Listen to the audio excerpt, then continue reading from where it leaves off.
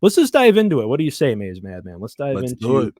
one of the biggest surprises of the past week in all of college football.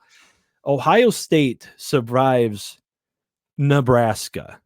And in a way, they kind of need Nebraska in this game to do their usual let's lose a one score game on the road in the Big Ten thing. Unfortunately, I feel terrible for Nebraska fans out there. Y'all are some of the nicest people ever, not going to lie. For sure. Ohio State, their first half drives in this game, we're just going to go over it real quick. Then I'm going to kick it over to you. Yeah.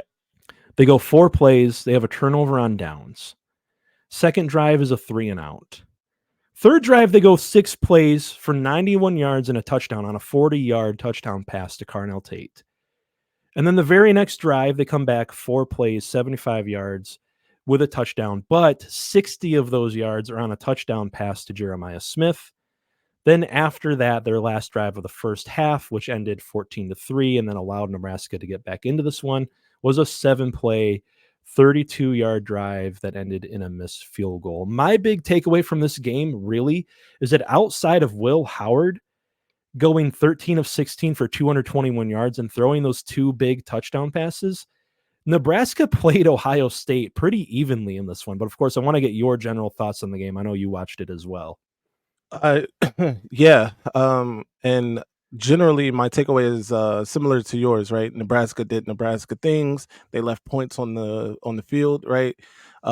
There was a point later in the game where they had an opportunity to go up a touchdown before they actually did, and they had 4 plays on the goal line, Yeah. or inside the 5 or something like that, and the play calling, it was a lot to be desired there. It didn't seem like there was a lot of imagination or creativity to it. The fourth down play, they brought in I think a defensive tackle and tried to force it in that way, which I think they ended up doing that same play that got them in on the next drive where they actually scored.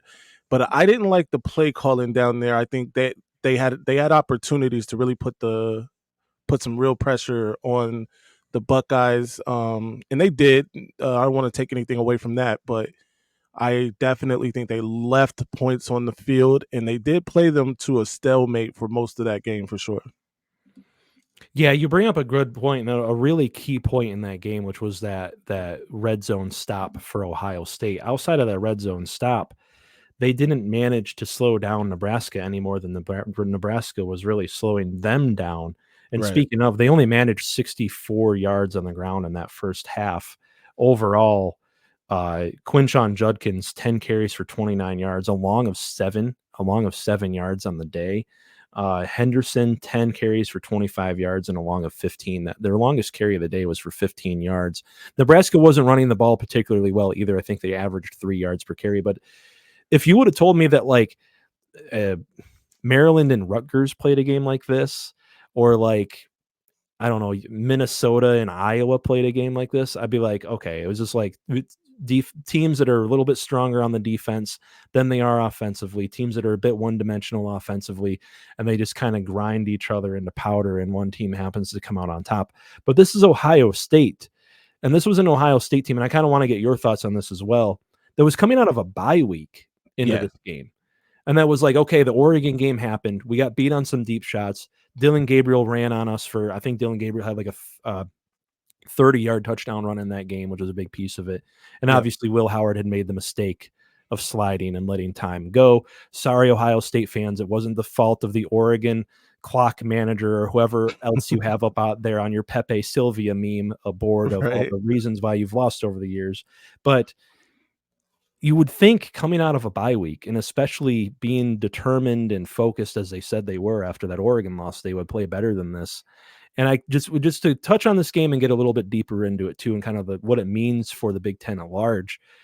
What are your thoughts on Ohio State kind of going forward from this one, from this kind of lackluster performance? Yeah. Well, first of all, let me say this. In back-to-back weeks, Big Ten teams, pretty notable Big Ten teams coming out of bye weeks have been less than impressive, right? You had Michigan come out of their bye week 2 weeks ago now against Illinois. And that was, we don't need to rehash that. And then, of course, Ohio State this week and this effort that they put forward. Here's the thing. There's been a lot of talk about the money spent in the offseason for Ohio State to kind of keep this roster together and add pieces to this roster, major pieces. And you would expect more from this team against a team like Nebraska. No disrespect to Nebraska because they've had a pretty decent season, all things considered. They're Mhm. starting a true freshman quarterback, and they're getting pretty good results this year, right?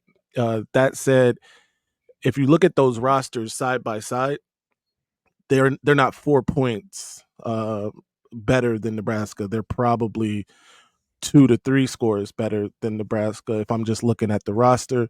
And that said, I'm not impressed with Ohio State. They had some more attrition along that offensive line Yep. that I think needs to be highlighted. And if anything, they gave hope to other Big Ten teams, my team specifically, that maybe we won't lose by 1,000. Um, but Maybe Ohio State still won't manage to hang 100 on us. Yeah. exactly, right? We're still Right. waiting for that, but it's still a good football team. I don't want to take anything away from that. They have great talent along key positions on this team. Whether or not they're getting the most out of all of that talent at every position is another question. Yeah, I'm glad that you brought up the roster because I was really thinking of it earlier this season as we're kind of doing like we were all doing preview and prediction videos and stuff like that, and so was I. We were talking about the metrics that I came up with backstage before the show. Mhm. According to my metrics, Ohio State 55% of their current roster are former 4 and 5 stars. That is most in the nation. Yeah, And I was trying to think heading into the season, like, what is it hyperbolic to compare this roster to like 2002 Miami or some of those like really good Alabama teams back in the day with Nick Saban, in like the mid or in the mid teens and stuff like that. And it's almost like on paper, yeah, because like right. even before they added, Caleb Downs and Julian Sand is like the third string quarterback on this team who was like the one of the number one or close to number one quarterback in his class, Right, yeah. adding a bunch of talent and adding Quinshon Judkins on this. This was already a national championship contender on paper. And it almost feels like, and I want to kind of get your points on this as well before we head over to, speaking of Michigan and Michigan State, to kind of talk about that game real quick. Yeah. I want to kind of get your points as well on, I just lost my train of thought there. My bad. I want to get your thoughts as well. Really, this is what I was going to bring up on the kind of pressure that this team has really put themselves under. And I did a video on my channel about it the other day too. I keep coming back to, as I was watching this game, especially live in real time, I was thinking about how Ryan Day always says the "leave no doubt" quote. I don't know if you've heard him say that so far Yeah. this season. It almost feels like they've put so much pressure on themselves to be perfect and not to just simply win every game. And there's a difference. There's a big difference. Michigan last season had a focus of win every game. Yeah. If you got to win ugly, that's fine. Ohio State's almost like we got to win pretty and we got to win by 20 points. Yeah. I agree 1000%. Last season with Michigan, I never felt like they weren't going to win. You know what I mean? And just this past week with the Nebraska game, I felt like Nebraska had a chance to pull this off. Even when Michigan needed uh, that last drive against Alabama to take that into overtime, right? Where they pretty much had to be perfect. It had to work. I didn't doubt it for a minute. Um, that ball got tipped and Roman made a great play, but somehow you just felt like you would. And I don't want to bring feeling too much into this because there are, some metrics to point to and things like that. But this team, I'm not getting that feel from. They are a rival team, and I know that I have some bit of tint on my glasses when viewing them anyway, but it doesn't even feel like that Ezekiel Elliott Ohio State team, right? Yeah. And just how that just felt you felt the weight of that when it was time to play, right? I just felt like they were going to beat everybody. I didn't think they would win that Alabama game, but that's another story. But I did feel like they beat everybody else.